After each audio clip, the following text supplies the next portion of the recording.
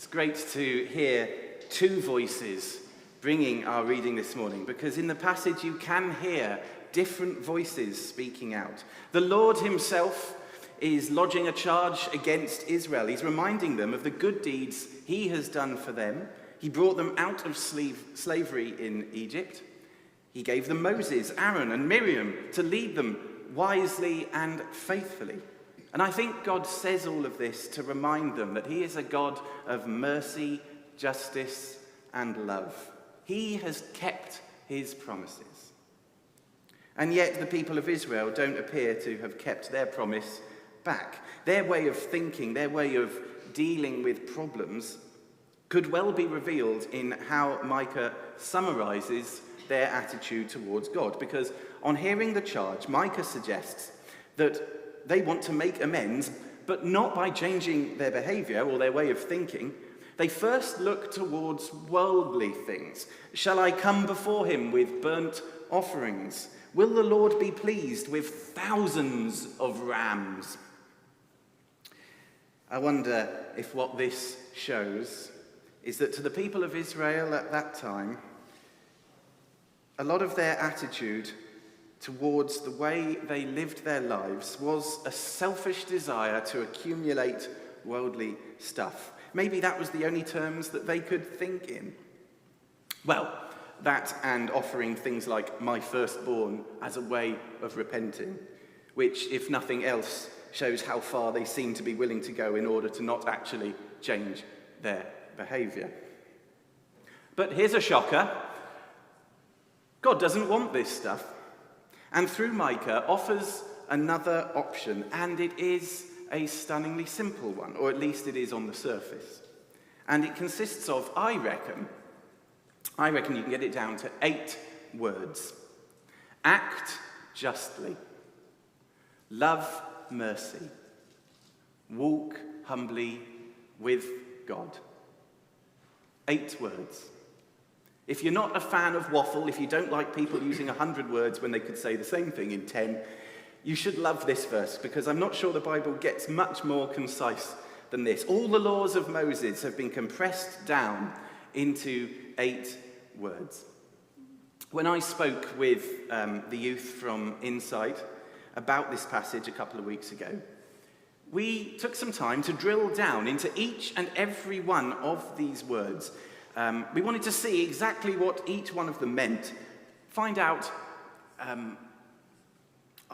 which of these words are the most important. Could we even get it down to less than 8 words? So, let's go through it, shall we? Line 1, act justly. 2 words. Are they both as important as each other? And if not, which one is more important? Well, actually, we decided that probably both words are equally important, because you could just be just. You could be a just person, justly minded, but being just is of no consequence unless it's relayed into actions. It's no good thinking or believing it if you don't act upon it, if it doesn't filter its way into what you do. And similarly, the word act is important, because if you're doing things but you're not bringing justice and the concept of doing the right thing into it, well, that's no good. So both of these words, we reckoned, are of equal importance. Okay, so line 2, love mercy. So which word is most important here, love or mercy? Well, mercy, that's certainly an important word. Showing mercy is a key characteristic of God. So it's only right that we are merciful to others. So maybe the word love isn't as important here. But as we thought it through, we decided it was important, because it suggests that just being merciful, doing merciful things, isn't perhaps quite enough. We are to love doing it. It means that we don't show mercy begrudgingly. We don't show mercy just because we know that's the nice Christian thing to do. It's what's expected of us. We do it because we actually want to do it. We want to see mercy in the world around us because we love mercy. And it changes the command away from just applying it to the people and the situations who we come across in our lives to one of actively trying to find ways of showing mercy in the wider world, even to those whose situations and scenarios don't affect us personally at all. Because if we love mercy, then we will want to see it everywhere. So much for that. So let's try line 3 then. Now here we go. We've got 4 words instead of 2. I wonder if we can start finding some dead weight. Let's see. Walk. So walk would suggest something is happening. It's continuous. This isn't just a one-time affair and stop. Humbly, well, that seems important because it acknowledges that it isn't just about us. It's not only about what we think about a situation. It isn't only our own experience that's the be-all and end-all of our thinking. It says that we can and should encompass other ways of looking and understanding. We're not always right. God. Yes, that would seem to be quite an important word, wouldn't it? The creator of the universe and of us, and the one giving us this guidance. But hang on. Do I spy an unnecessary word? What about that word with? Well, that's not very important, is it? We could lose that from our list of important words. Well, except, as one member of Insight pointed out, all of this would be totally for naught if we tried to do it in our own strength, if we based it on our own thoughts and viewpoints, our own desires and wants. Indeed, it seems that's what the people of Israel had been doing, and God, you'll remember, was not overly pleased. So it turns out that the word with is just as important as the others. So we can't get it down any further. There we have it. 8 equally important words. All of them mean something, all of which we need to take in if we are to work out what God is calling us to do today. Because injustice is a thing. It was a thing 2,750 years ago when Micah was prophesying. It was a thing 2,000 years ago when Jesus was teaching and ministering. And I had a whole 3 pages of this sermon about Jesus' attitude to justice, turning over the tables in the temple, challenging the rulers of his day, but there's just no time. And yes, now, even in 2022, it's a thing. And it takes many, many forms. And some are quite similar to the injustices that we hear about in the Bible: war, desire for power, wealth inequality. Others are different forms of old problems. And it seems to mainly stem from an intolerance of others, be it based on race, gender identity, sexuality, upbringing, health, disability, making assumptions, being intolerant. So when we hear from people who have experienced injustice, how do we use those 8 words from Micah to shape our response, to guide our actions? How do we act justly, love mercy, walk humbly with God? Another thought I had, and I don't mean to depress you with this, but I can't help but feel that the church doesn't have the moral high ground on matters like this. I believe God has the moral high ground, but the church, because when you look back in history and you see the things that the church has supported and tried to resist the change of, slavery, women's rights, things that to us today would be unacceptable, but at the time was felt could be argued. It's when you realise that the offers of the people of Israel to God, those burnt offerings, thousands of rams, they're far from just being an amusing response. It's a warning of how far we may actually go to try and deflect attention away from us having to challenge our own long-standing behaviour. But it is good to challenge ourselves.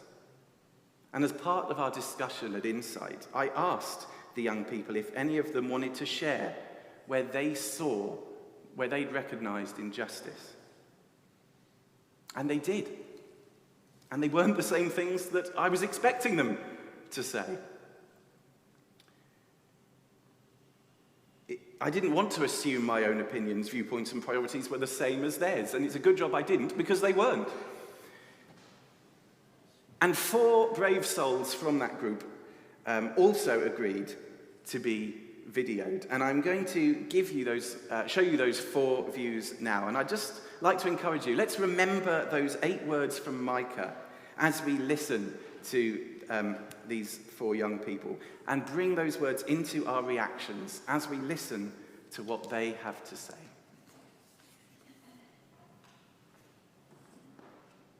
Where have you seen injustice? There is a huge injustice in sport. No matter, like, you can see it in racism and sexuality. So at the end of the Euros, Italy versus England, there were numerous penalties, and Saka missed his penalty, and then on social media many people were very racist to him. When he came up to take the penalty, there was a lot of pressure on him, and so for those people to then say that about him and be racist because he missed a penalty, that wasn't right. So within the UK system of government, really, during lockdown, number 10 Downing Street had a lot of parties, and have ended up pretty much getting away with it with a slap on the wrist and a £50 fine. If a member of the public had done the same thing, it would have been a very different story, and they would have gotten massive fines and been slandered by the public. So there's a lot of wealth inequality all over the UK, but I go to school in Bedford, and Bedford is a very unequal town. So on my walk from the station to my school, I walk through one of the most deprived parts of the country, and there's a lot of deprivation there and a lot of poverty there, and you can see it and notice it. It's quite apparent. And then when you get to school, it's a very nice school, and everyone turns up in SUVs and of course and all that kind of stuff, and there's a lot, it's a very kind of unequal town, and it's a very short distance between the two. Well, I have learning difficulties, so in school I struggled a lot socially and also like in lessons as well. And basically, I remember this very clearly. People were playing this game, and I wanted to join in, and they said it was too complicated for me because I had a learning disability, and I remembered that my entire life. Those 3 points from Micah, which one of those would have been most relevant to what you would have liked to have seen? I think showing mercy would have been the most important, because you have to. He hasn't intentionally done anything wrong, and so it's not right for you to then say something that's horrible to them. And so just showing mercy alone would have made him feel better instantly. I think the most applicable point would probably be acting justly and giving the government their fair share of the blame for what happened, and not letting them get off so lightly. I mean, with love, mercy, I know, I kind of think that noticing it and thinking about it is certainly an important part of it, but I also think that acting justly and acting upon what we can see is very important as well. Like, if somebody would have said, that's not fair, you can just explain it to her, like what she has to do. And do you think, we were talking about the stuff in Micah, do you think that idea of walking humbly and loving mercy, do you think that would change the situation if people had been, acting more like that? Yeah, definitely.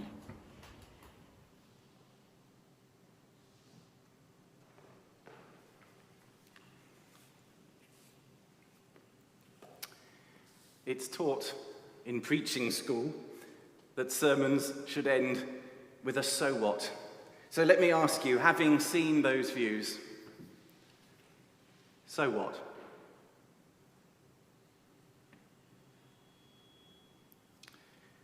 Feels to me like there is no one single so what I can give you, no response that I can share, except to say that when it comes to living out our faith, we could do far worse than to keep those 8 words, and all 8 of those words, remember, as a guide in our minds to not only the way we behave, but how we think, how we hear and listen to other people's views and experience, how we make decisions that will affect not just us, but others too.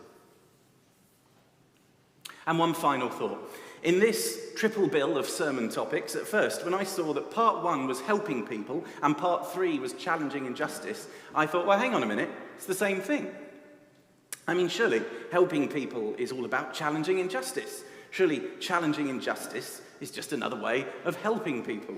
Well, yes, maybe, but, as I've thought about the way the commands that those 8 words give us, as I chatted it through with the young people from Insight to see a view of the world different to mine, as I heard those things that our 4 correspondents bravely committed to film, I realised, actually, no, it's quite different. Helping people is all well and good. There's a huge need. There'll always be a need. But at the point you start to offer help, the injustice has usually already happened.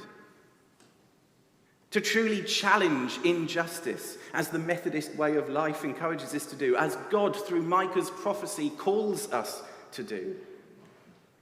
Perhaps that really means to step in, to change the world early enough that people shouldn't even need the help in the first place. Where situations of intolerance, unfairness, upset, division, violence, poverty, greed, and selfishness are already banished before they can even affect their victims. Why wait to see suffering and hardship? Why want to see proof that people will be hurt before we do anything about it? And that seems an unattainable goal, doesn't it? Seems like an overwhelming request.